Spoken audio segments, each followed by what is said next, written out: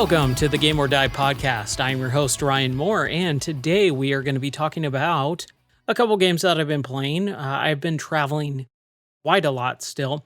I was back in California just a few days ago, so I haven't been playing a ton of games, but I did play one that I found on Gamepass. And I want to talk a lot about that because I really, really enjoyed it. There's a couple other games that I've been playing here and there. Nothing too big and bombastic, just stuff to hold my attention while I've been traveling. While I've been traveling, what I've been doing with most of my time is reading. I'm not a big reader. And for whatever reason, the last thing that I want to do when my brain is just exhausted is read. But I've really gotten back into comics a lot lately, thanks to my comic server and also traveling, being on a plane for about 4 hours at a time, back and forth, back and forth, back and forth, is giving me a lot of time to go, okay, well, what do I want to do? So I've been reading a lot, not just comics, but also I finished a book. I read through and listened to the audiobook at the same time. So I'll talk about that in just a little bit here. But I wanted to first talk about a few games that I've been playing. First game that I've been playing, it's been over the course of the last few months since we moved and everything like that. I got an Oculus Quest 2, and you've heard me talk about VR on the podcast before multiple times. I'm sure you're sick of it at this point. VR is awesome. I think it's amazing. I did a podcast last week with my cousins. My cousin Andy has a podcast called Scarers Anonymous, and that is a podcast about scare actors. And if you don't know what a scare actor is, they are the people who do the events like around Halloween time at theme parks. So Halloween Haunt at Knott's Berry Farm, Halloween Horror Nights at Universal Studios. They do their big horror mazes and stuff like that. And my cousin is one of these scare actors, and he does a podcast interviewing other scare actors and talking about all that type of stuff. But I was on a podcast last week where we recorded one, and it was just kind of a, hey, we've been gone for a while. We want to kind of bring in some people just to talk and have fun. So it didn't really have a theme. We talked a couple things about theme parks, but mostly it was just kind of hanging out, which was super fun. But I found out that my cousin Jeff and my friend Paul also got Oculus Quests. And I'm super excited because I finally have someone to talk about VR with. So that's really enjoyable for me. It got me to replay and finish up a game that I've been wanting to play through a ton. I think with the Oculus Quest, you got all the new latest and greatest games. So one system rather that I've always wanted to play more of, and I never have, is the Virtual Boy.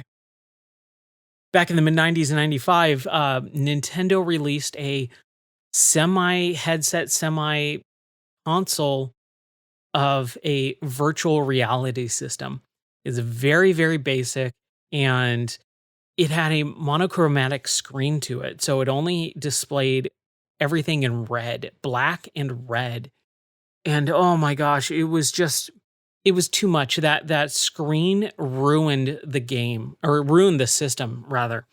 The headset was mounted on like an arm, so that you would have it at a table and you would sit down and you would push your head into the device. It didn't strap to you at all. So you were in this awkward position. You had your controller, and then again with VR, you're closing yourself off with the rest of the world. So a lot of people hated it. People says it gives people headaches because of the display and the low refresh rate of the screen at the time. So it was just a poor implementation of that VR or virtual reality design, which I thought Nintendo was kind of on the cusp of. So what's really rad about new VR headsets is that you can run emulators on them. And with the Virtual Boy, because the system was made for VR, you can actually play those games in its intended environment. You can play it with the virtual reality, the three-dimensional depth of the screen. It's rad. So back before we started moving, when I got the Quest 2 back in November, I loaded up the emulator and I started playing through a game that I've always wanted to play through, but I've only ever gotten about 5 minutes into it, which is Wario Land. So it's actually called Virtual Boy Wario Land, but it's a Wario Land game and it stars Wario. And it's really fun. It's a interesting type of game where you go from point A to point B and you finish the level and then you go up a ladder of levels in progression until you get to the end. But there's a lot of backtracking, there's some hidden secrets and puzzles, because the path to the you can get to the end of the level, but you need a key to unlock the level. So you actually have to go explore a little bit, which is really, really unique for a Mario game. It kind of reminded me of Super Mario World, where there was hidden exits to those levels. So you could find the key and get to a hidden exit. And it's kind of the same thing here, but it's not hidden. It's just you have to find the key to get to the exit. The exit's apparent. You'll find it either way. But just being able to play the game in VR was so awesome. It was really, really fun. And I really liked the fact that you can now experience all of these games, every single one of the games. And there was only like 33, 34 games made for the system. You can experience every single one of them in its intended design. If you play it on the TV, you play an emulated version of it, you're only getting about 90% of the experience. The reason why is because flat dimensional TVs, the two-dimensional TV, you don't get that VR or three-dimensional effect without a VR headset. So being able to actually not emulate but replicate the actual virtual reality three-dimensional design of all these games for the Virtual Boy is really, really cool.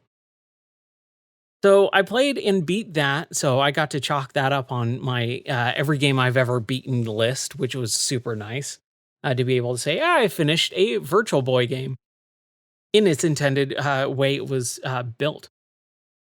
I've also been playing Satisfactory. Uh, there was a new update. It's called Update 4, and the game's still in early access, but couple years ago when I first started this podcast, that was one of the first games that I started talking about a lot was Satisfactory. For the most part, it's basically the same game that I've been playing, just again, improved upon. It's in early access. They're still getting there. There's a whole lot more to do and build now from the last time I played it. And I'm kind of bummed of the way that I've been playing it because I subscribe to some of the Reddit subreddits where there's the Satisfactory and these people are displaying their factories and their worlds, and it's unbelievable how much thought goes into some of these factories. When I play games, I play them to have fun and enjoy them. But when I am given the task of building things and making things look nice, I'm bad at it. I go for efficiency more than aesthetic. So when I'm building my factory, I just place my components and um, my conveyor belts and mining equipment and all that stuff in the most efficient way possible, not the prettiest looking way possible. And every time I look at those pictures of other people's bases, it puts mine to shame because I go, mine's so ugly, mine's so bad. But it's pretty efficient for the most part. The game takes a long, long, long, long, long time to really get going if you are just starting out. And I bought the game originally on Epic Game Store, and then it finally came out on Steam. And for whatever stupid reason, I don't know why, but I bought it on Steam as well. It was on sale for about 20 bucks. And I just said, you know what? I don't want the Epic Game Store version right now. Want to be able to play multiplayer. And with the multiplayer stuff, I don't know. I can't really justify it, but I bought the Steam version and the world that I created that probably spent about I haven't gone back to it, but I probably spent about 25 hours in it, maybe even more. I'm assuming probably more at this point. Um, didn't get ported over for whatever reason. I have no idea. So when I loaded up the Steam version, I saw one of my original levels from the first time I played it, but I didn't see my newest level. So I opted to start again for like the third or fourth time. And when you start the game, Satisfactory says, all right, there's different worlds you can, different places you can select. You have a forest setting, a desert setting, a blah, blah, blah setting. And I thought these were all different worlds. So every time I would start a new game, I would choose a different section or a different place. Like I said, the forest, desert, mountain area. And they're basically like easy, medium, hard, because the easy part, there's a lot of resources very close together. Hard is a lot harder and more spread out, and you're kind of dropped into where there's a lot of dangerous creatures. So I started a new game and I got dropped into this area. I think is the middle part, the one that I didn't pick is I tried really hard on the like the forest area, and then or sorry, really easy in the forest area where there's a ton of stuff multiple times, and then I did a hard one, which was in the desert, which there's not as many resources available right off the bat. So I did the medium one, and it dropped me in this area where I found and I got it my base started. I started mining resources.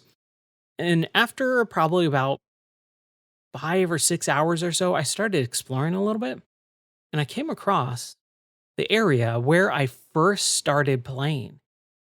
And it dawned on me, oh, this is actually one large connected world.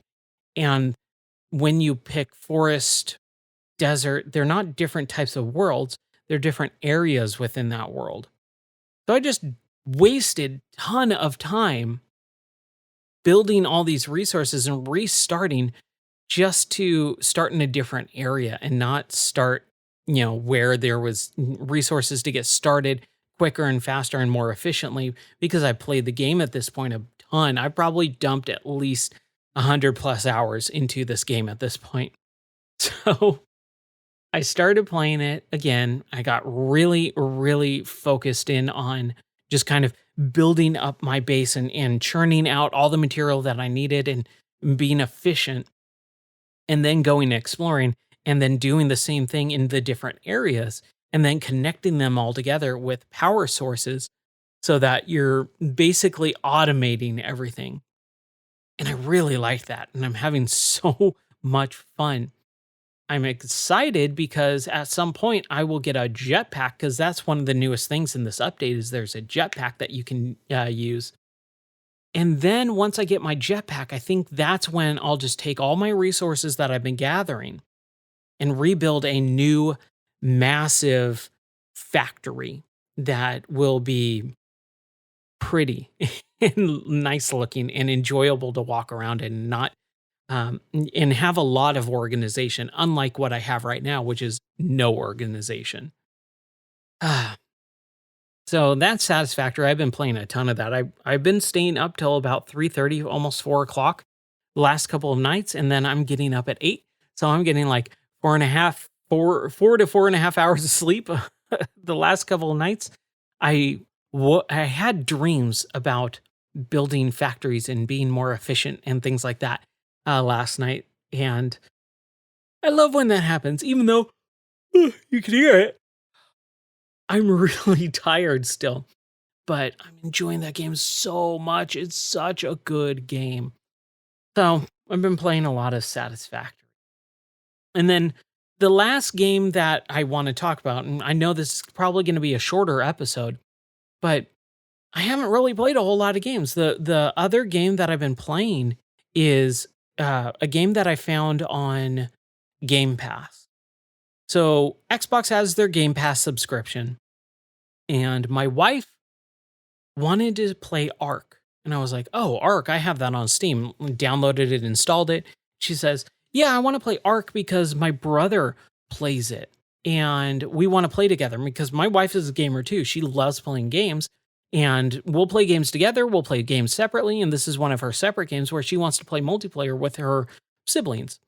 And so they've got a server that they play on, and she wanted to play with them and connect to the server, but she couldn't find it for whatever reason. And we spent like 25, 30 minutes trying to find this server and get connected, all to come out that the Steam version is not cross compatible with the Xbox version. The only way you can play PC and Xbox is if you get the Windows Store version. Luckily, if you subscribe to Game Pass, you get all those Windows Store or Xbox Game Pass PC versions of those games. So she started playing it on the Game Pass. And I had Game Pass before we moved, but since we moved, I disabled it. I canceled it because we weren't using it. I was barely even gaming. We were moving across the country.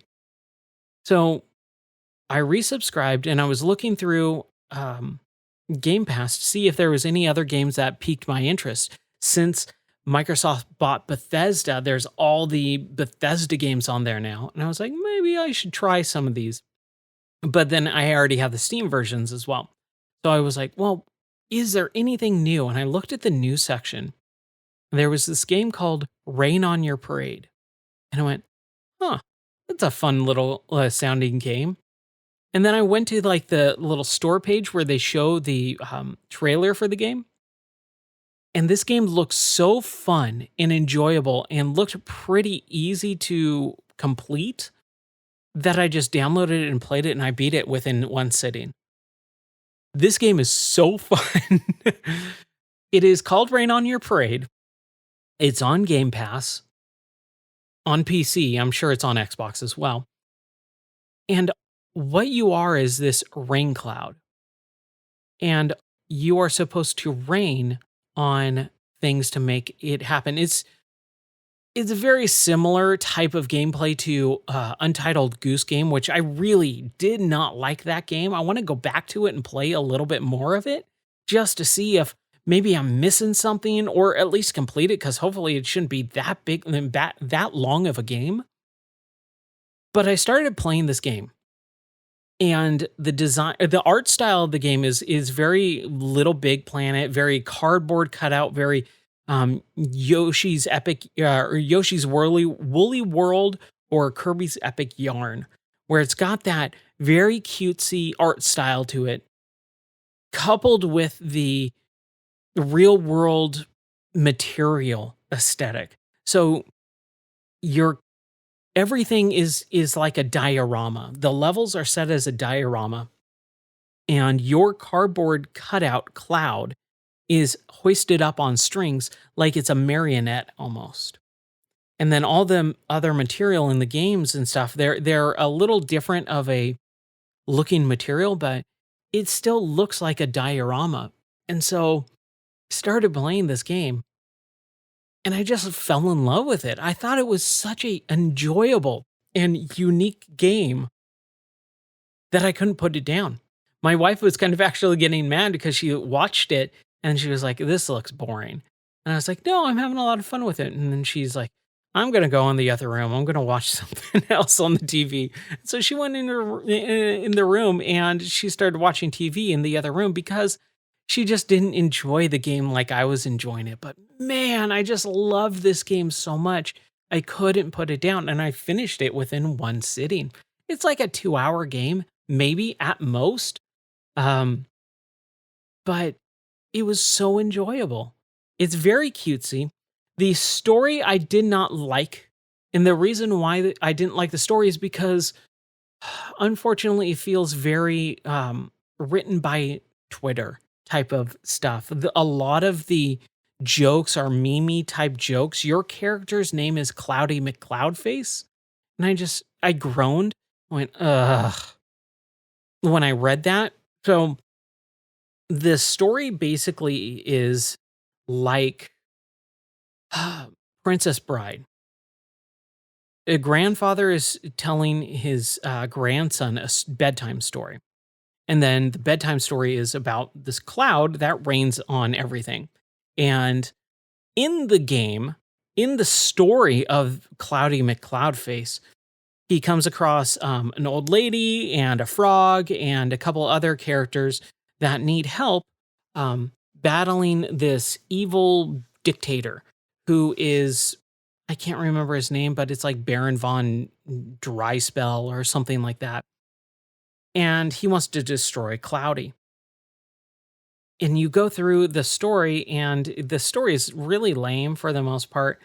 But what's really funny is there was a couple levels that were dedicated to gaming jokes and TV shows and stuff like that. So you have the overworld where you have a bunch of different levels and you choose your level. And within those levels, there's an objective or several different objectives. Some of them are very simple and very easy. Some of them are a little bit more difficult and complicated, but not too bad. And then scattered throughout all the overworld as you progress, there's a boss fight, or a couple boss fights and things like that. So there was this one offshoot kind of side quest or side level that you didn't have to do unless you gravitated towards it. You went over and selected it, and it starts out in this snowy mountain range. And Cloudy has a little black bandana around his head.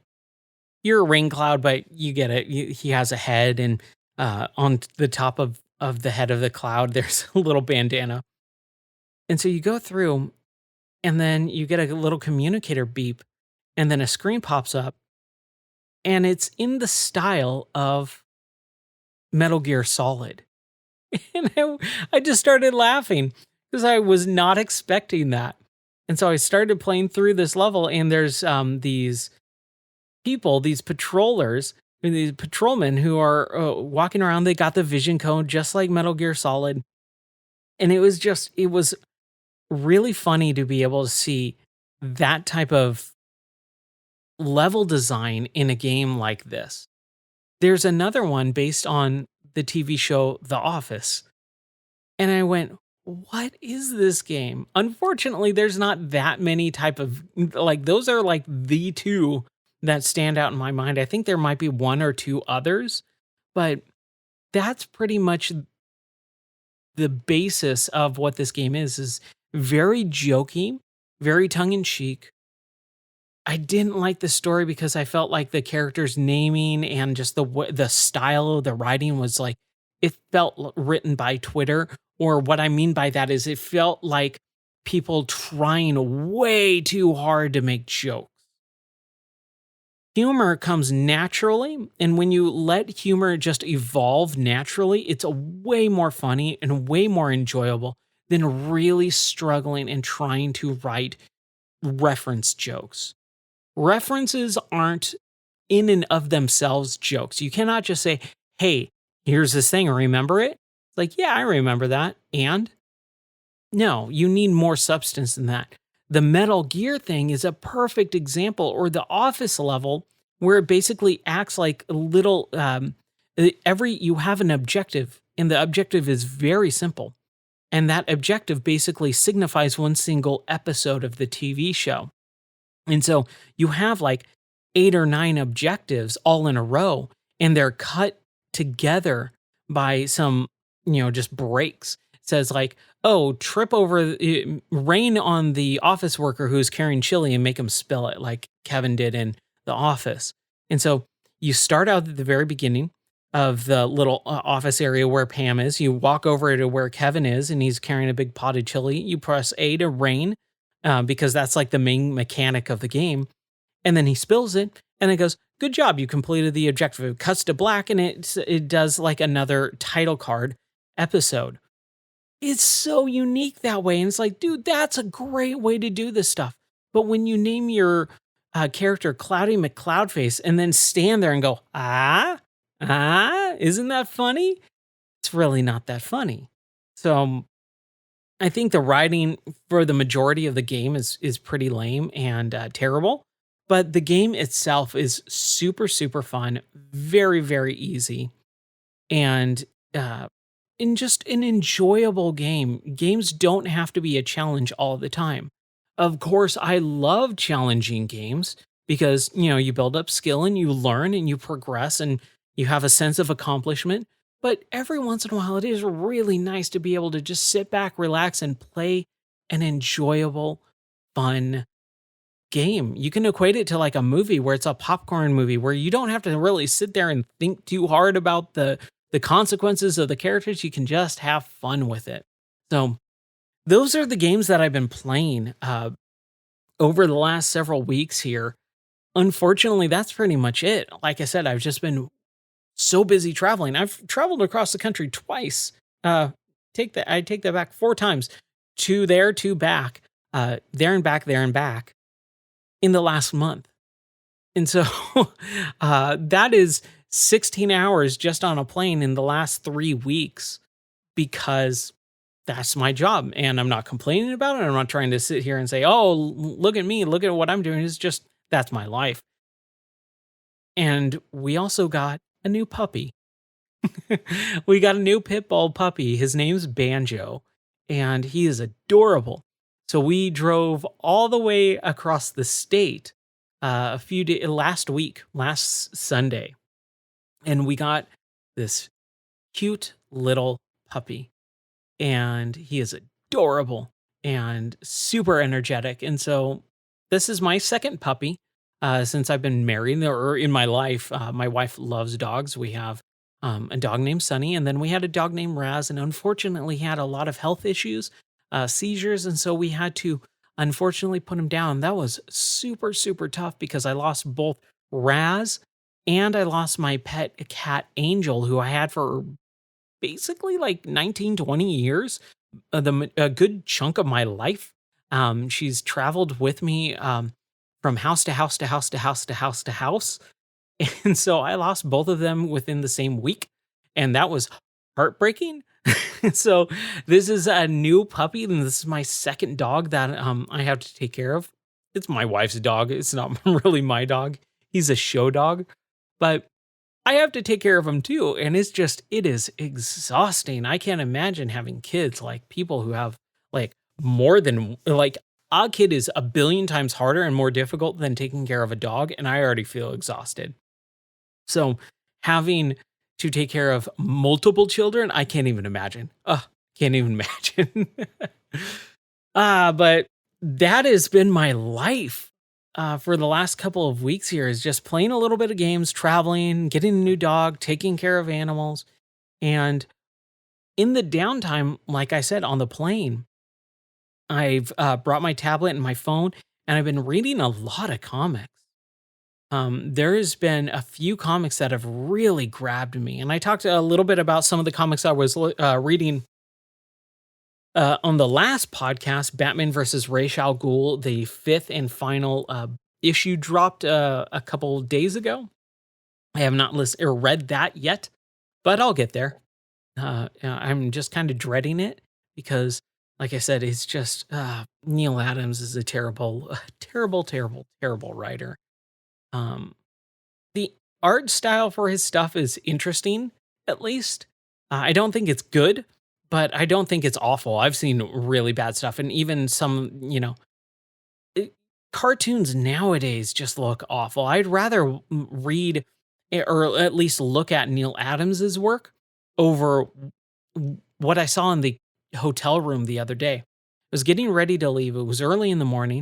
It was about 8 o'clock in the morning. I just had the TV on because I already pulled my NVIDIA Switch or NVIDIA Shield out and put it away to go back home. And I just had the TV on while I was getting dressed and getting ready to go and just kind of waiting for the shuttle to pick me up from the hotel. And I watched Teen Titans Go for about 5 minutes. Like the original Teen Titans cartoon is phenomenal. It's really, really good. I was blown away by how good that show was. Because I don't like the chibi art style. I don't like it's not chibi art style. Sorry. The anime art style with the weird anime influences every once in a while where characters their eyes would go white and then there would be like nosebleeds and hyper active type of, anime type stuff. But man, that show was great. Then they stopped making that show and then they brought Teen Titans back, but they did it as Teen Titans Go. And it's more of a kids show and it's like a 15-minute episode. I think maybe, I'm not sure. I haven't watched a whole episode of it, but it looks like it's made for children. It looks like it's made for 8-year-olds and it's a bummer because it's like, man, this could have been good. So I'd much rather look at Neil Adams's artwork over watching an episode of Teen Titans Go because I just think it's terrible. And I know a lot of people have over the years have said, no, it's actually a pretty good show once you get past that. I just don't want to get past it. Like, I don't think it's very good looking. So I'll read Batman versus Ra's al Ghul issue 5 at some point in the next week. But one comic that captured me was Batman White Knight. Batman White Knight, Batman Curse of the White Knight, and Batman White Knight Presents Harley Quinn. There's 3 different uh, story arcs there. And it is taking place as what would happen if the Joker could be reversed and turned into a good guy. So Batman basically finds these pills that the Joker takes and it reverts him back into his original former self. And this is kind of where a lot of people can get lost in the continuity of and the canon of Batman. The Joker, his name is unknown, his origin is unknown. Canon wise, I guess. I mean, there's multiple canons at this point. DC has no idea what they're doing. But this is my understanding of it. So you have the Joker who has no real origin story or no real like solidified origin story and an unknown name. In this comic, the Joker is Jack Napier, just like in Batman 89, Tim Burton movie. And he takes these pills and he reverts back into Jack Napier. So it's basically like split identities. And no one believes him at first, but he really does change and says, no, I'm Jack Napier. The Joker was a horrible person. I'm so sorry he did all those things, acting like it's a different person. But it's him, like, I don't care how mentally ill you are, you still committed those crimes. You still need to be held accountable, even if it is split personalities and things like that. So it's a really interesting comic. It was really well done. I loved it. And then there's offshoots or continuations of that Curse of the White Knight and White Knight Presents Harley Quinn, which is saying after the series, there's a continuation of that. And it's all about Harley Quinn because Harley basically I don't want to spoil White Knight, but at the end, Harley basically turns into a good guy, and then she is hired by some of the Gotham City PD to be able to actually help out with some crimes. And there's a new killer on the loose and all that stuff. And it's very reminiscent of old Joker type kills. And so she goes on the hunt, and it's really good. Man, comics are awesome. I'm so happy I've been getting back into them. Also on the plane, there was this one comic that came out last year that I've been wanting to read, but I started it and I just could not get into it because the art style is very weird. It's called Paul is Dead, and it's a Beatles comic. So the Beatles, there's this whole thing about Paul is dead, I buried Paul. And so the writer basically takes some loose interpretations of real life events and then adds his own fake story into those real life events. And it's really, really interesting. It's a very quick comic to read. I think I read it in like maybe 10 minutes at most because there's not a lot of dialogue. It's mostly visual. And I really liked it. It was something different. I don't read a lot of those more artistic style comics where there's less dialogue. I like dialogue heavy comics because I can get sucked into the story. When it's a lot more abstract, it is harder for me to focus. When I especially because, my I didn't have my tablet with me, and so I pulled out my I was, reading a Ready Player 2, which I'll talk about in a second, but after I was done with that, I pulled out my phone or I had my phone and I was like, "Oh man, I have my comics here that I can read, but I only have a few to choose from." And I had Paul is Dead, and I just read it, and it was very short and very easy. It's really hard for me to get into just art. So I read that, and like I said, I think if you're a Beatles fan, you're gonna love it because it's taking all those little things that we've known over and found out over the years of the Beatles, and then applying some. What if this happened? What if that happened? To the ending of the Beatles and things like that. So it was really really cool. Then Ready Player Two. So I have a deep, deep love of Ready Player One, which I know a lot of people, for whatever reason, really don't like.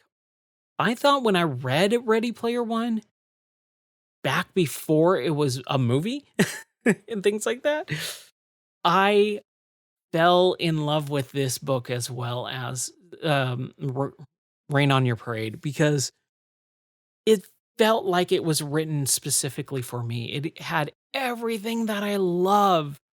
And this isn't a special love that no one else shares. It's a lot of love of the 80s and movies and video games, pop culture of that time era.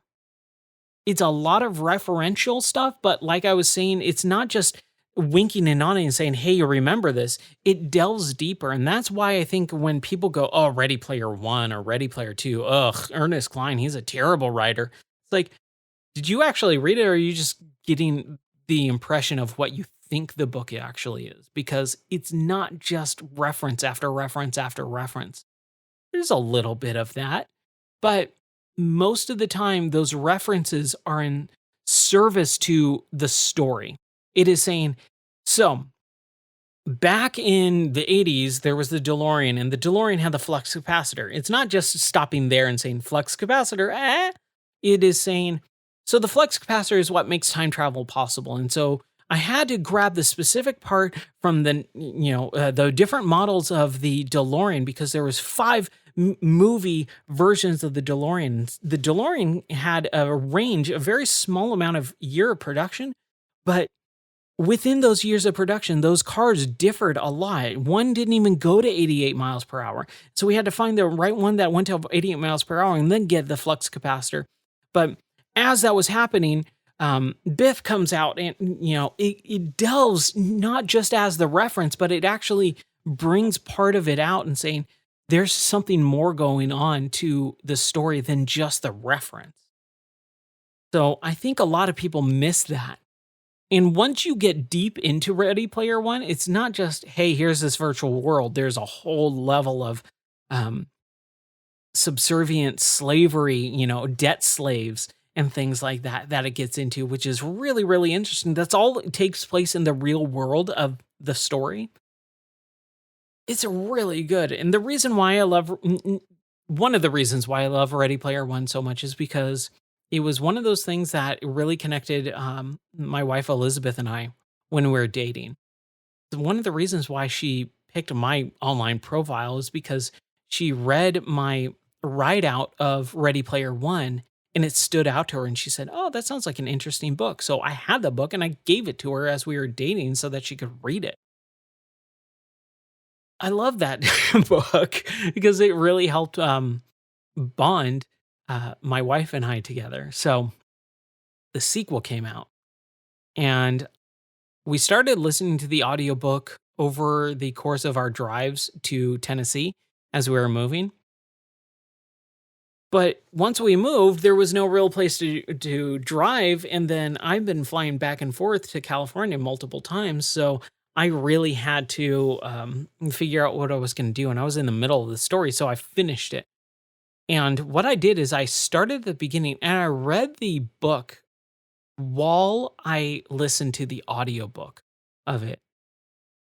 And I really enjoyed that because there's definitely some things in the original. I just listened to the audiobook of the original and then bought the book because I loved it so much. There's some things in the way words are displayed and characters are typed out that reading it really does help. Like actually seeing the words and the names of the characters and stuff really make it a lot easier to understand than just hearing Will Wheaton say it aloud. But it's so good. That book is so good. L- I really loved it on a different level. I think it's a good continuation of the story. I don't think it is as interesting of a book as the first one. I think the first one, just like with BioShock, and I was thinking about this as I was writing the review for the book, just like BioShock 1 was so groundbreaking and so mind blowingly awesome of an idea that when you got into Rapture, it was brand new. That idea, and you never knew about an underwater world like that before. So when they finished it up, you went, man, that was a great game. Oh, Bioshock is so awesome. A couple years later, they say, we're making a sequel. And everyone went, what? Why? It wrapped up great. You don't need a sequel to everything. But when the sequel came out, Bioshock 2, it went back to Rapture. And a lot of people hated that game. And the reason why is because I believe people hated it because they already were at Rapture. They've already experienced how Rapture went. And so it wasn't a new experience compared to the first time they went into Rapture was so insane and awesome. So I think a lot of people are going to have that feeling of Ready Player 2. But what that I think the best part of Ready Player 2 is how do you improve upon the idea of the oasis? How do you improve upon this world where people live in virtual reality? You take it one step beyond. And now, instead of just virtual reality and haptics, you actually experience with the what they call the O and I headset, where you are put into the virtual world and all your senses come alive. So you can not just see, but you can feel, taste, touch, and smell virtual reality and other people's experiences in the real world. And the way your brain synapses fires and blah, blah, blah, all that, stuff. That is what the, the hook of Ready Player 2 is it takes a virtual reality to the next step. What is beyond virtual reality? Experiences in virtual reality like you were actually 100% there. Not just, I have a screen and I can see it and it feels like I'm there. You really are there. You pick up an apple and you actually taste the apple. Even though it's all in virtual reality, you're just sitting there with a headset on and motionless, but your brain is basically um, telling you this is what an apple tastes like. This is in your, you feel like you're actually experiencing those experiences. Just stupidly cool. I loved it. Ugh, Ready Player 2. I highly suggest it if you've read Ready Player 1 and you loved it, or if you watched the movie and you liked it. The book is really good. Again, another audiobook made by Will Wheaton. Just read it. It is phenomenal. Or listen to it like I did. But that's pretty much it. Like I said, this is not a super long episode. This is it hasn't even been that long since I recorded. So I've got a 45-minute episode here that I'm gonna finish out with this time. Hopefully, I'm gonna be here for another couple weeks. I'm still building my studio, and I got the window put in today, and it looks great. Now I just got to put the last drywall up and finish it up, and then I can actually have my audio booth that I'll start on next. So that's been it for this episode of Game or Die. You can read all my reviews that I'll be putting up on all this stuff at gameordie.net. Thank you very much for listening. I've been your host, Ryan Moore. for the Game or Die podcast. I'll catch you next time.